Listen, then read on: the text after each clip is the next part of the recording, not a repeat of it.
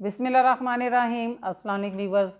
आज जो मैं बात आपको बताने जा रही हूँ बहुत मुफीद, वो क्या है, वो ये है कि बच्चे सर्दियाँ चूँकि चल रही हैं, उन सर्दियों में बच्चों की जो कैफियत है, नज़ला ज़ुकाम बलगम, उसकी वजह से माएँ सख्त परेशान रहती हैं कि हर वक्त बच्चे की नाक जो बहती रहती है। मेरी इस सिलसिले में मोस्ट ट्रेंडिंग वीडियो जो है नज़ला ज़ुकाम के मतलब वो माशाल्लाह चल रही है।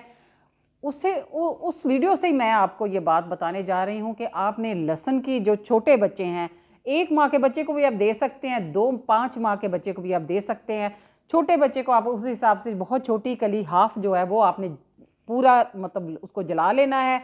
2-3 टाइम बच्चों को दें। बच्चों को आप उसके उम्र के हिसाब से दें तो बच्चे माशाल्लाह, और ज़्यादा देर तक दें। पूरी सर्दियाँ भी आप दे सकते हैं बच्चों को। बच्चे नज़ला ज़ुकाम से महफूज रहेंगे। मुझे दुआ में याद रखें। अल्लाह हाफ़िज़।